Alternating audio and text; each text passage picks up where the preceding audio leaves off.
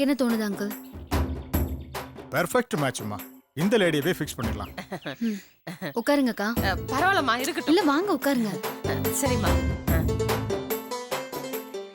என்ன uncle, கன்ஃபார்ம்டா? Confirmed. இல்ல colour கொஞ்சம் நம்மளோட டல்லா இருக்குதுன்னு பாக்குறேன். இவர் மட்டும் அப்படியே பொன் நிறத்துல ஜொலிக்கிறாரு. ஐயா, கருப்புக்கு கொஞ்சம் மேல, சிவப்புக்கு ரொம்ப கீழே தானே நீ இருக்க. முதல்ல கண்ணாடியில போய் மூஞ்சி பார்த்துட்டு அப்புறமா என்கிட்ட வந்து பேசு. விளையாட்டுக்கு சொன்ன, அதுக்கு ஏமா இப்படி டென்ஷன் ஆகுற நீ? இந்த விளையாட்டுலாம் என்கிட்ட வேண்டாம். நான் வேற மாதிரி. ஓ, வேற மாதிரி ஆகும்.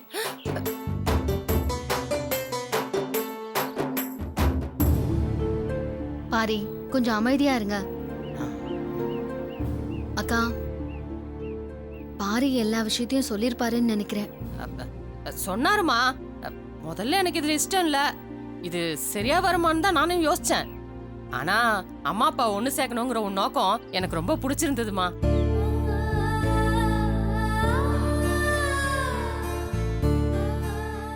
நானும் அப்பாவை இழந்தவதாம்மா. எங்களை வச்சுட்டு எங்க அம்மா ஒத்தாளா எப்படியெல்லாம் கஷ்டப்பட்டாங்கன்னு எனக்கு நல்லாவே தெரியுமா. அந்த கஷ்டத்தை பார்த்ததுனாலதான் நீயும் இந்த விஷயத்துல இறங்கி இருக்க. உனக்கு உதவி பண்ணலன்னா நான்லாம் மனுஷியே இல்லம்மா. தேங்க்ஸ்க்கா. உங்க குடும்பத்துல யாரெல்லாம் இருக்காங்க? அம்மா, 2 தங்கச்சிங்க, 2 தம்பிங்க. கேக்குறேன்னு தப்பா எடுத்துக்காதீங்க. உங்களுக்கு கல்யாணம்? ஒரு பெரிய குடும்பத்துல மூத்தவளா பிறந்தவளுக்கு கல்யாண யோகமே கிடையாதுமா. அப்பா செத்தப்போ எனக்கு 14 வயசு. தம்பி தங்கச்சி எல்லாம் அப்ப ரொம்ப சின்ன பசங்க. அம்மா உதவி அவங்கள வளர்த்து ஆளாக்குறதுலயே எனக்கு வயசாகி போச்சுமா. ஒரு காலத்துல எனக்கும் கல்யாணத்தை பத்தி கனவு ரொம்ப இருந்துச்சு. வரப்போற புருஷன் இப்படி இருக்கணும், அப்படி இருக்கணும், அவர் கூட நான் இப்படி எல்லாம் வாழணும்னு நிறைய கற்பனை எல்லாம் பண்ணி வச்சிருந்தமா. ஆனா பணம் பணம்னு ஓடினதுனால அதெல்லாம் காஞ்சு கருகி சுத்தமா காணாமே போயிடுச்சுமா. உசுருக்கு இருக்கிற மாதிரி கல்யாணத்துக்கு ஒரு காலாவதி தேதி இருக்குமா. அது எனக்கு எப்போ முடிஞ்சு போச்சுமா.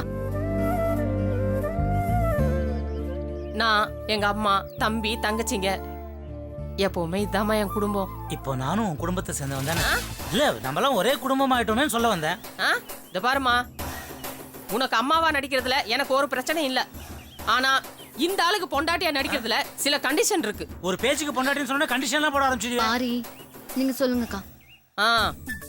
புருஷ ரோல் தான் பண்றோம்னு சொல்லிட்டு ஒட்டி நிக்கிறது, உரசிட்டு நிக்கிறது, கட்டி பிடிக்கிறது, இந்த மாதிரி சிலுமிச்சமெல்லாம் என்கிட்ட வச்சுக்கவே கூடாது.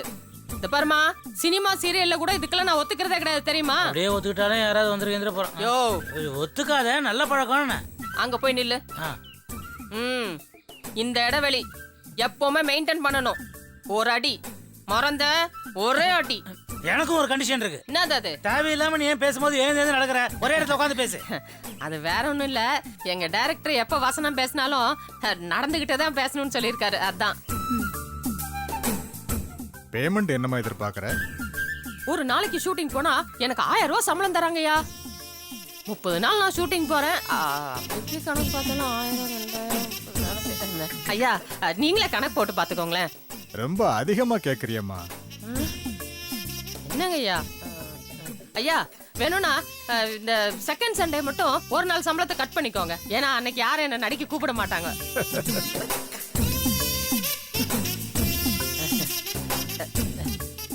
ஐயா, என்னை நம்பி 5 பேர் இருக்காங்க. மாச வாடகை, மல்லிகை சாமான், இதெல்லாம் போக தங்கச்சிகளுக்கு கல்யாணம், தம்பிகளுக்கு படிப்புன்னு நிறைய இருக்குயா. எல்லாத்தையும் நான் ஒருத்தி தானே சமாளிச்சாகணும். சரிதான். அப்புறம் தங்கச்சியோட வளகாப்பு செலவு, குழந்தையோட காது குத்து செலவு, எல்லாத்தையோட மேக்கப் செலவு, இதெல்லாம் இருக்குது. எதையே விட்ட பாரி. அக்கா, முடிஞ்ச வரைக்கும் நீங்க எதிர்பார்க்கறத நான் கொடுக்க முயற்சி பண்றேன். கொஞ்சம் முன்ன பின்ன இருந்தா அட்ஜஸ்ட் பண்ணிக்கோங்க எனக்காக, ப்ளீஸ். சரிம்மா, ஆனா சம்பளத்தை மட்டும் சொன்ன தேதியில கரெக்டா கொடுத்துருங்க. ஏன்னா அப்பதான் எனக்கு சரியா நடிக்க வரும். அதெல்லாம் நான் பாத்துக்கிறேன். அது ஒரு பிரச்சனை இல்லை.